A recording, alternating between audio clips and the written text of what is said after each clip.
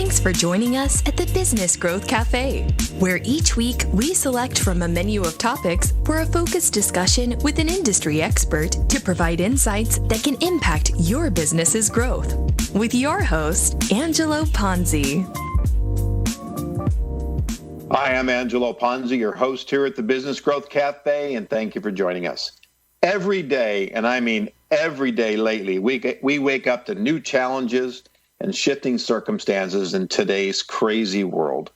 Managing the chaos can feel overwhelming, but we know there's hope. We know this shall pass. And today at the cafe, I'm excited to have Marc Koehler, president of Lead with Purpose, to discuss the practical tools for regaining control of your life and your business and building the values that will support your mission to thrive and focus no matter what is thrown at you in life. Marc, welcome. Thanks for having me, Angelo. I appreciate it. Now, before we start, that's a statement that I read from your website. And it was, to me, it was so apropos that when I read that, it was like, oh, man, the fact that you foresaw all of this, right? Yeah, sure. It's crazy. Sure. It's absolutely crazy what's going on today. And I think, this conversation, for those listeners out there, this is going to be insightful and helpful and hopefully giving calm and focus and purpose to their lives and how they can get through this. So before we start, why don't you tell the audience about you and about your program?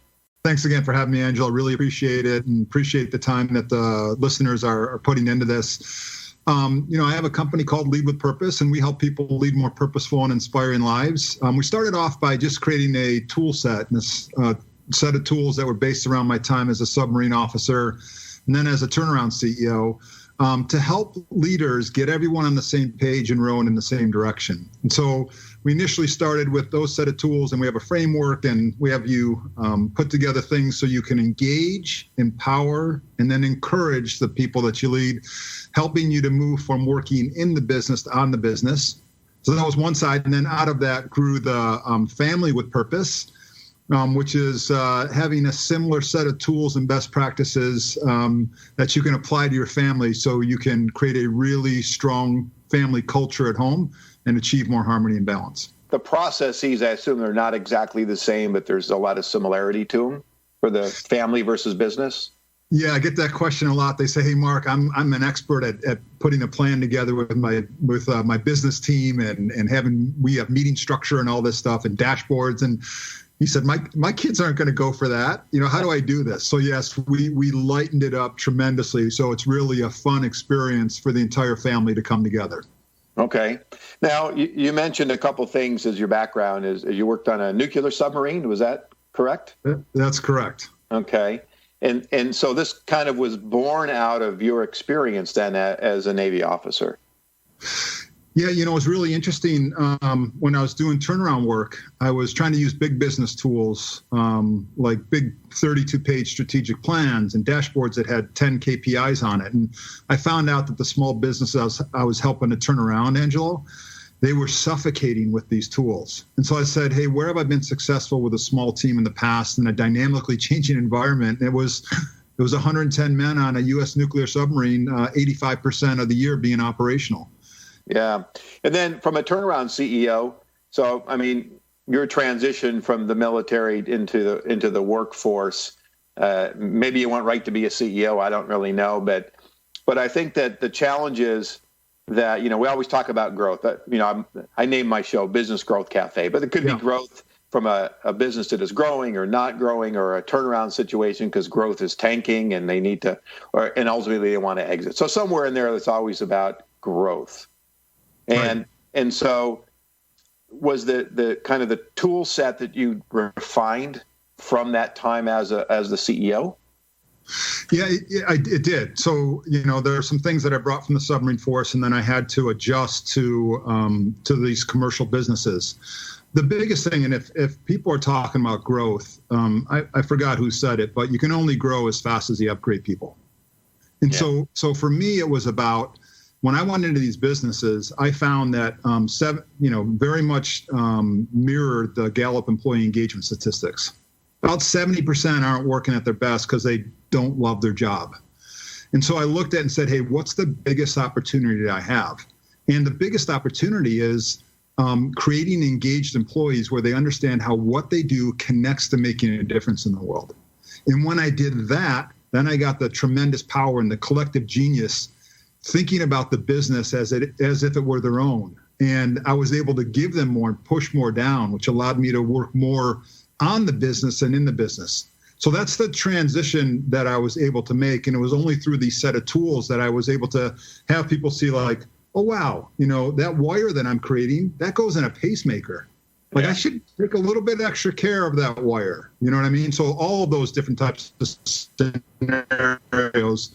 And I'm a Lean Six Sigma black belt. So I want to go in and put in the, DMAIC and all these tools and everything. And I found out the best thing I could do first is show people how what they did connected. Once I did that and they were passionate, then they would invite that discipline into their life. But if they weren't passionate about it, I could put all the processes in place I wanted to, and it wouldn't be as impactful. Well, you said something I find is extremely important, and I do believe it's missed so many times in businesses, and that is, in your example, I'm working on a wire, but they don't understand what that wire means. They don't understand that piece of wire and the quality of that wire is going to save lives. Right. And whether it's that or whether it's a Christmas tree bulb, right, or whatever, if the bulbs don't work, trees aren't going to light up. The consumer or the people that came to watch the tree lighting are now disappointed, right? So there's so much impact of making sure that people understand, and I think you use the 72% or 75%. I mean, I've seen the statistics as high as 85% of the employees are disengaged and unhappy in their jobs. Millennials are quitting, 90 days in. I think the last statistic I saw, people are turning jobs every 90 days. Why? Because there's a lot of opportunities out there now. They don't like it. They just move on. But I don't think they understand in your whole business, the purpose, the real focus that should give them self-worth and self-satisfaction of what they're really contributing to. Yeah, you just put on a key point. If 70% of your workforce is not working at its most optimal, what's the highest line item on your P&L? Cost. Mm-hmm. Labor, fringe, and expense. So take that number and say 70% is not working as good as it could be. And then you look at it and go like, hey, wow, I need to make this connection for these people. Yeah, absolutely. Okay, let me go back. I ask a few questions of all my guests. And the first one is, when it comes to growing your business, what keeps you up at night? So the biggest thing that keeps me up at night is the speed of life and the speed of business. That's the biggest thing, and how connected we are. And right now, we're seeing that.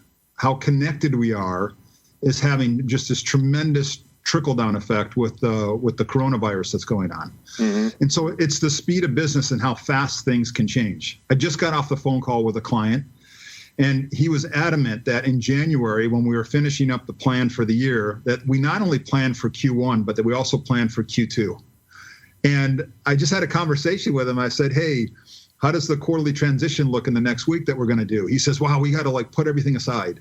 And I said, yes. I said, so I just want you to learn. That's why I was really pushing to just really look at things on a quarterly basis. Mm-hmm. And so I believe, for me, it's the speed of business, how fast things are changing, how fast things come in and out of the leadership market. Everyone's a coach right now, so it's a confused market, and what tool is going to be used for what thing, and all of these different things. I know people are being inundated by these things. So I think it's really just the speed of information and the speed of life that we're having to deal with. That's the biggest thing. Yeah, and I can see that, and I think part of it is also focus and the I call it the shiny objects that we all tend to chase around like fish.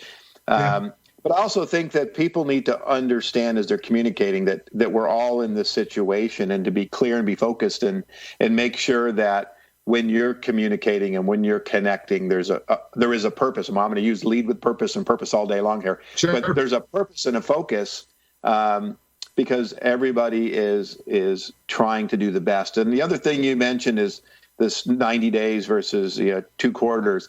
Is I've been talking a lot to clients about, let's do 90-day sprints, right? We use the technology. Yeah. Let's just do sprints and not get too far ahead of our skis, because to your point, thing is changing so rapidly. Yep.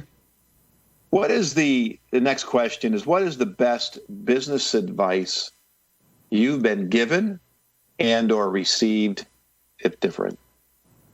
So the best business advice I've been both given and also received. Is that correct? Yes. Yeah. So I think like my background is really physics, mechanical engineering, operations, those types of things. So the best business advice I ever got given was when I stepped off many years ago, and three guys roped me into running a business. And the gentleman, he was a marketing genius, just a marketing genius. And he said, "Hey, we're going into the sales call and everything. Yeah, we'll be preparing and all stuff." And he said, "We're not going to prepare anything. We're just going to ask a lot of questions." And I'm like, "Well, what are you talking about?" And so for me, the best business advice was make sure that when you're talking to your customers, that you don't assume that you know what their pain points are and what's going on specifically at that time. You have to ask questions. And the reason why that's so important is that's also with your employees. You know, we talk about, hey, the customer experience and everything. So I guess the best business advice I was given was introduce yourself for 3 minutes and then start asking a lot of questions and then get an understanding of what's going on in that person's life. Yeah. Yeah. Perfect. That's the best business advice. The best business advice I give is if you want to make one big difference in your business and impact the people who are in your business, it's not a beanbag. It's not a ping pong table. It's not a Fitbit challenge. Those things are all fantastic, right? People have it, and it's attached to everyone's soul or spirit, however you want to talk about it. They want to belong to something bigger than themselves. So give them a reason to believe in your story. And so I would just say, if you have a product, and I did this with a piece of wire, they had 25% returns. I went in, I saw all the stuff that was going wrong. I wanted to put all this Lean Six Sigma stuff in place. I just asked the operator, "Where's that wire going?" He didn't know, found out it was going in a pacemaker. Literally, I did that with all the operators. Literally within a month, the returns went down. I didn't put one process in place. So I would say the best advice I have is you have these employees who want to come to work and do a great job.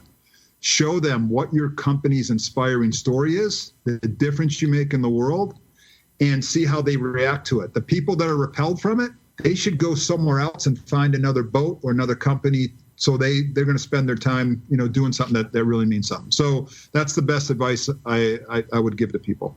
All right, that's great advice. I mean, I think it's essential in today's society. So let's now talk about the program. So Obviously we don't have tons of time. These go by really quickly. So let's do 30,000 or 20,000 foot, whatever you want to, however high you want to go, and give us that perspective looking down and what the program is about. Yeah. Whenever I went into a company, and you can say that, hey, look, you're going to turn the page and you're going to do this the next day with your team, is you can try to put a plan together by yourself, but where there's participation, there's buy-in. So this is a process that you have to go through with your team. Whenever a CEO says to me, "Hey, Marc, I just want to do this with you, and then we'll present it to the team," I say, "You're going to waste your time." So the first piece is, how do you get everybody on the same page, rowing in the same direction? We have them take everything that they have and they distill it down onto a single page. We have our own one-page, basically, plan that you can manage online. So that takes about 10, 12 weeks if it's on site. We also have courses that people can access on our site that take you through that. So the first thing is, how do you distill and get clear about what's important and show, and on there are quarterly goals, annual goals, long-term goals, a vision, and then a purpose. And people see how what they do connects to making a difference. Also on there is your values, clearly defined, very simply, not on a wall with 300 words. Like, they can really look at it and figure it out. So first phase is, how do you get everybody on the same page, rowing in the same direction? And then you're going to see whether people care about that or don't. That's first. Second phase is, and we call that the engage phase. The second phase is, once they're all excited and they're all going down the same path, how do you empower them? So how do you put structure in place to empower them and push decision-making down so you can start working more on the business versus in the business? So we have 3 courses that do that: meetings, recognitions, and one-on-ones, all from the Submarine Force. I just took pieces and bits that I used, and I learned how to do that. That's the empower phase. The final phase is the encourage phase. These are 3 courses that help you to learn how to be more of a coach, a mentor, and a teacher. Not right. The dictatorships are over. You got to learn how to coach these people, and they want to be coached and mentored and teachered. And what are the learning systems you put in place? So that's our entire process. It's all managed online in the cloud. People can update their goals. Everybody gets transparency. That was the big thing for us, is how do you get transparency and have people get situational awareness as fast as possible so you can get around the things that are not going so well. So that's 3 phases of our business program. I actually have that engage, empower, encourage, E3 leadership framework, right? Yeah. Yep. If my listeners are out there and they're struggling with leadership, they're struggling at getting their people engaged, what are the typical pain points, really, or the motivations that get them to, go to your site and send you a form or pick up the phone and make a phone call? What are some of those kind of important topics and pain points? Yeah. So if you're working, I ask a lot of CEOs, if you're working 90% in the business and 10% on the business, and you have more than, if you have more than 25 employees and you're trying to figure out how to get everybody aligned and rowing together in the same direction, if you have 5 or 6 people, you can still use the tools. You can go through the courses and stuff. But when you have 5 or 6 people, you're closer to those people. When you have 25 people, you don't really know everyone anymore. I used to know everybody's name, and you don't know everyone. So how do you make sure that everybody's on the same page, rowing in the same direction? So the typical pain point is, I used to work 11 hours a day and get the job done, and now I'm having to work 12.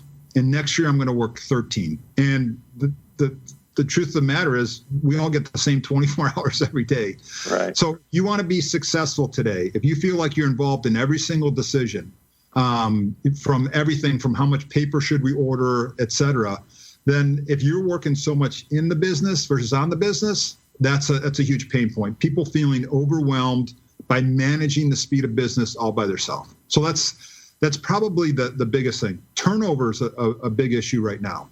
So if you're experiencing a lot of turnover, here's the statistic.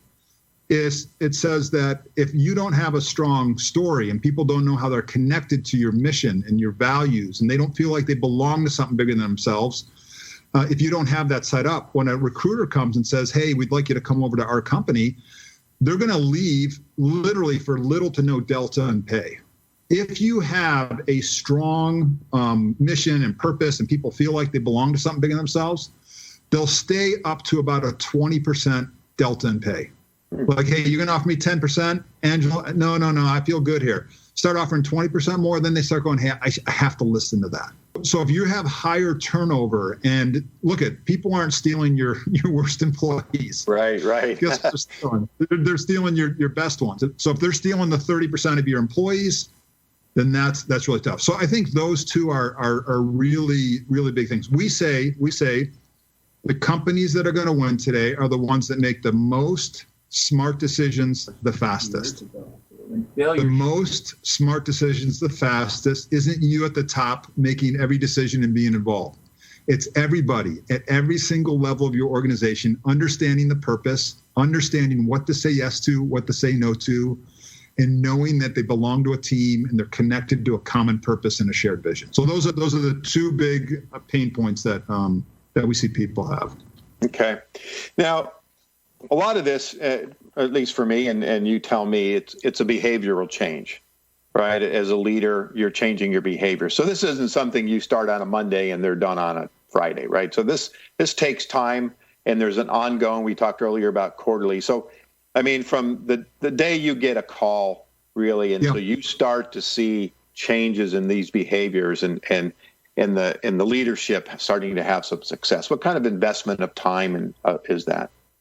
So I would tell you, after the first phase, when you finally distill the message down into a single page, and finally people go like, oh, that's what the wire does, or that's what the door does, or the window I'm producing, that's what it does. Like after 10 weeks, you'll get a bump.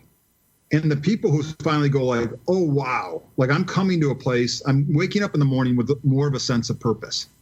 So I think that's your first bump. The second is when you're teaching them and putting the structure in place so you can bring the plan to life daily, that's when you start getting the next bump. But if you want to do a culture change, this is not pixie dust.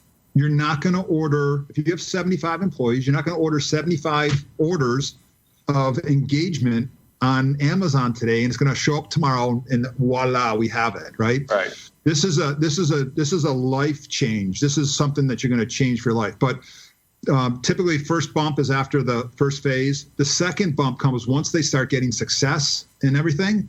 The second bump is gradual, but I would say the probably up to about 70% after about an additional 6 or 9 months.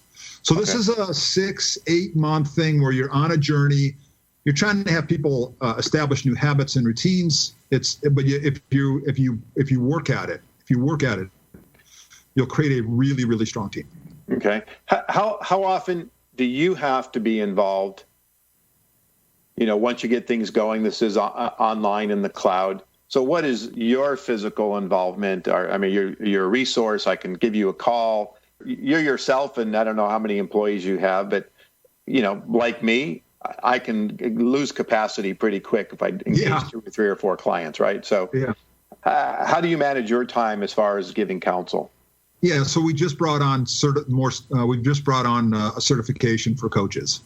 And so I'm adding coaches and adding resources, so they get to understand what the product is, and they bring it in the same manner. I only do 5 of these at a time, and it's because they're pretty intensive. And it's not just hey here's a training. Like, our coaches are included in your meetings for several months to help you understand how to actually run a meeting, coach you live, et cetera. So, but once it gets set, our thought is the same thought that I had as a turnaround CEO. I wasn't going to be there forever. How do I set up structure and process, and how do I sort of remove myself and have the structure and process continue to go on? So I would tell you that I have some clients who have said, "Hey, Marc, I still want you to do monthly coaching with me." So it goes back to executive coaching with the CEO. But I also have some where they just say, "Hey, we'd like you involved in the quarterly transitions. We'd like you to run it." And the only reason they do that, Angelo, it's very hard to be a participant and a facilitator and not have the two blend over with each other.